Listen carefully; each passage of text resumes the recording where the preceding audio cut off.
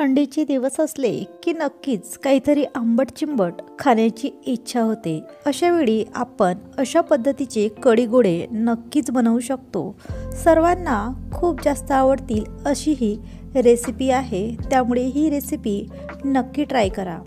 कढी गोळे कसे बनवायचे, यासाठी ताक कसं वापरायचं, गोळ्यांचं मिश्रण थोडं पातळ झालं तर काय करावं, गोळे टाकल्यानंतर ते का फुटतात, हा व्हिडिओ बघितल्यानंतर तुम्ही परफेक्ट कढी गोळे नक्की बनवाल याची मी गॅरंटी देते।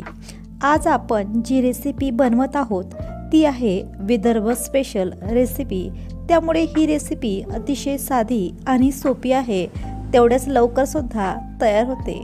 चला तर मग रेसिपीला सुरुवात करूया। सर्वात आधी एका प्लेटमध्ये मी हिरव्या मिरच्या आणि लसूण घेतलेला आहे। हिरव्या मिरच्या 10 ते 15 घेतलेल्या आहेत आणि एक गट्टा लसणाचा सोलून घेतलेला आहे। सर्वात आधी आपण मिक्सरच्या पॉटमध्ये लसूण आणि हिरव्या मिरच्या थोड्याशा बारीकसरच वाटून घेऊया।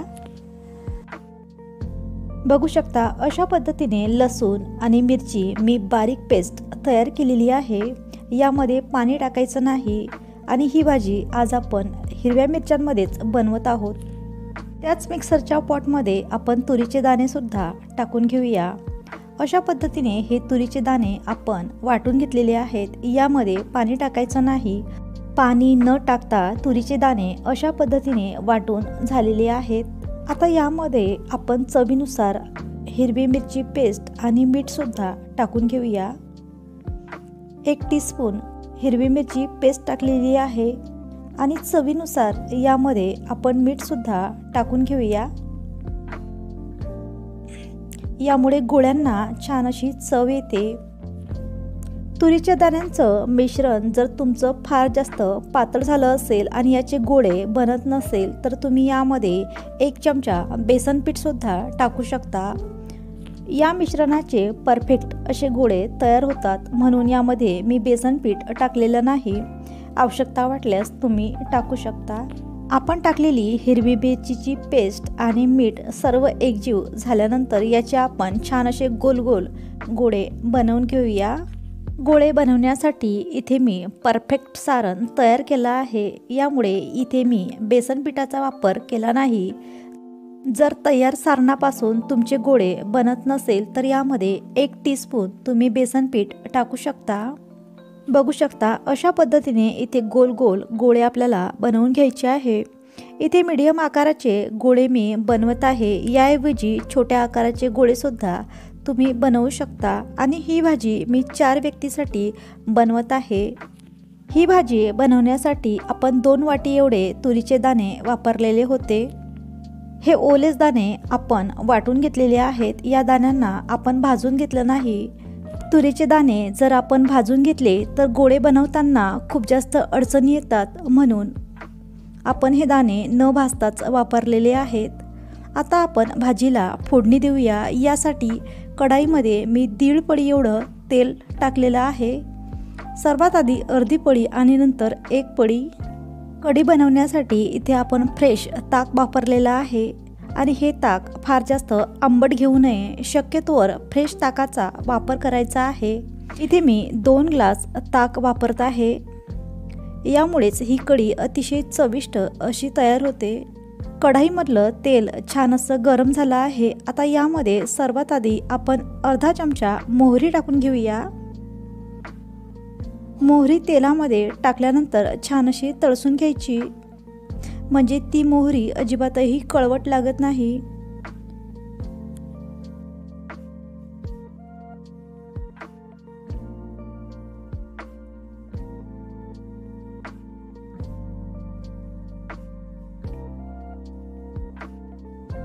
मोहरी छान तळसल्यानंतर यामध्ये आपण अर्धा चमचा जिरे घातलेलं आहे। जिरे सुद्धा छान असे फुललेले आहेत। आता यामध्ये आपण कढीपत्त्याची 15 ते 20 पानं टाकलेली आहे। कढीपत्त्यामुळे या भाजीला छान अशी टेस्ट येते। आता यामध्ये हिरवी मिरची आणि लसणाची पेस्ट सुद्धा टाकलेली आहे। इथे मी लाल तिखटाचा वापर करणार नाही, यामुळे हिरवी मिरचीची पेस्ट थोडीशी जास्त वापरलेली आहे।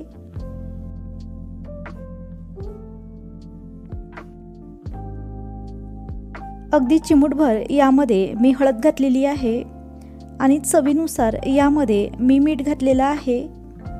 छान असं मिक्स करून घ्यायचं। अगदी चिमूटभर हिंग टाकत आहे, यामुळे भाजीला छान असा फ्लेवर येतो।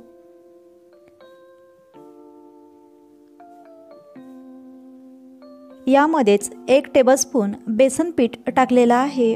हे बेसन पीठ सुद्धा या फोडणीमध्ये छान असं मिक्स करून घ्यायचं आहे।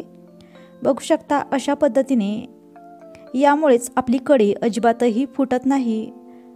बेसन पीठ छान असं फोडणीमध्ये एकजीव झाल्यानंतर यामध्ये आपल्याला संपूर्ण ताक टाकून घ्यायचं आहे।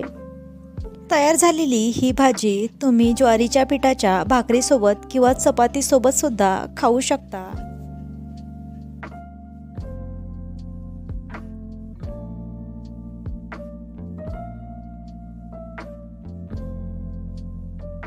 सर्व ताक आपण यामध्ये टाकलेलं आहे। आता ताकाला छान अशी उकळी आलेली आहे। बघू शकता ताकाला छान अशी उकळी आल्यानंतरच आपल्याला यामध्ये तयार केलेले गोळे टाकून घ्यायचे आहे। यामुळे होतं असं की हे गोळे अजिबातही फुटत नाहीत। उकळी येण्याच्या आधी गोळे जर तुम्ही कढीमध्ये टाकले तर ते नक्कीच फुटतात। यामुळे भाजीची चव पूर्णपणे बिघडते, म्हणून शक्यतोवर कढीला छानशी उकळी येऊ द्यायची आणि नंतरच त्यामध्ये गोळे टाकायचे आहे। गोळे टाकल्यानंतर 2 ते 3 मिनिटांनी अशा पद्धतीने हलवून घ्यायचं आहे। बघू शकता आपले गोळे अजिबातही या कढीमध्ये फुटलेले नाहीत आणि आपली कढीसुद्धा फार जास्त घट्ट नाही किंवा फार जास्त पातळ नाही।